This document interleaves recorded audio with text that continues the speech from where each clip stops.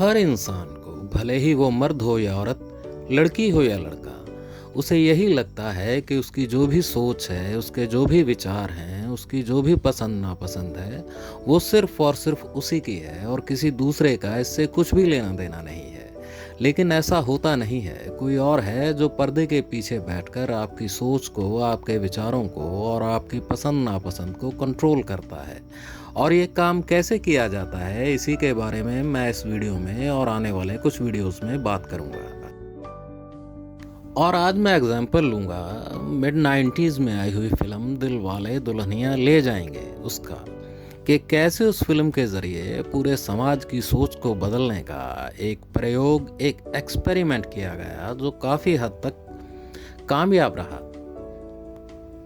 ये फिल्म आज तक की सबसे बड़ी हिट फिल्मों में से एक मानी जाती है और आप सब ने कभी ना कभी तो इस फिल्म को ज़रूर देखा होगा। जैसे शिकारी मछलियों को फांसने के लिए चारा फेंकता है और उसके बाद जाल डालकर उनको पकड़ लेता है, ये फिल्म बिल्कुल उसी तरह थी। इसके जरिए पूरे समाज में एक चारा फेंका गया जिसे हम लोगों ने खुशी खुशी खाया और शिकारी के जाल में फंस भी गए। अब बात करते हैं कि इस फिल्म में आखिर ऐसा क्या था। तो सबसे पहले बात करते हैं फिल्म के सबसे मेन कैरेक्टर राज की, जिसका रोल शाहरुख खान ने अदा किया था। तो फिल्म के शुरुआत में ही होता ये है कि शाहरुख खान आता है और अपने बाप को अपने फेल होने की खबर सुनाता है, जिसे सुनकर उसका बाप, जो कि लंदन में सेट हुआ एक करोड़पति एनआरआई है, वो उछलने लगता है मानो उसका बेटा कोई बहुत बड़ा तीर मार के आया है।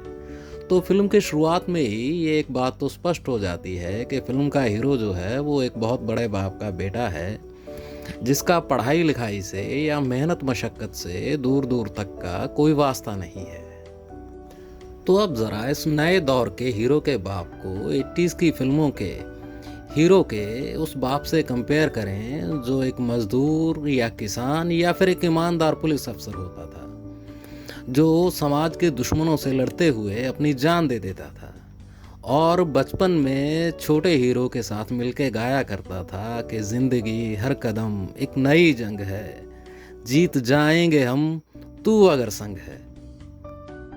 अब एक तरफ तो वो 80s के दौर की फिल्मों का वो ईमानदार बाप था जो अपने बेटे को सच्चाई की, ईमानदारी की सीख देता था और ज़िंदगी की मुश्किलों से लड़ने का हौसला भी। और दूसरी तरफ ये नए दौर का बाप था जो अपने बेटे के फेल होने पर इतनी खुशी मनाता है कि मानो उसका बेटा ओलंपिक मेडल जीत के आया है। तो इस फिल्म में उस दौर के पापा लोगों के लिए एक हिडन मैसेज ये था कि अपने बेटे की गलतियों पर, नाकामियों पर, फेलियर पर नाराज होने की बजाय, उसे मेहनत की सीख देने की बजाय, उसे हौसला देने की बजाय, इसे उसके साथ एंजॉय करना चाहिए शैंपेन की बोतल खोलकर। और पापा लोगों को अनुपम खेर की तरह एक कूल और फनी पापा बनना चाहिए, जो अपने बेटे की गलतियों को ना सिर्फ इग्नोर करता है बल्कि उल्टा उनका जश्न मनाता है। तो इस तरह से इस फिल्म के शुरुआत में ही हमारे समाज की उन वैल्यूज़ को टारगेट किया गया जिनके ज़रिए एक बेटे को सुधारने की या उसे अच्छा इंसान बनाने की जो जिम्मेदारी है वो उसके बाप पर डाली जाती है। और इस तरह दिखाया गया कि अपने बेटे की गलतियों को इग्नोर करने वाला, उनका जश्न मनाने वाला बाप भी एक अच्छा बाप हो सकता है। जबकि इससे पहले के दौर की 80s की फिल्मों में बेटे की गलतियों पर पर्दा डालने वाले या उसका जश्न मनाने वाले बाप को फिल्म में विलेन के रूप में दिखाया जाता था, जो कि एक तरीके से पूरे समाज का दुश्मन हुआ करता था। इस तरह ये फिल्म अपनी शुरुआत से ही हमारे समाज की वैल्यूज़ को अटैक करके सही और गलत के बारे में, अच्छे और बुरे के बारे में हमारी समझ को, हमारी समझ के पैमाने को, पैरामीटर्स को बदलने के काम में लग जाती है। और पापा लोगों को ये सिखाती है कि अपने बेटे को सुधारने की बजाय, उसे मेहनत करना सिखाने की बजाय आपको उसकी गलतियों को या तो इग्नोर करना है या फिर पता लगने पर उसके साथ मिलकर उनका जश्न मनाना है।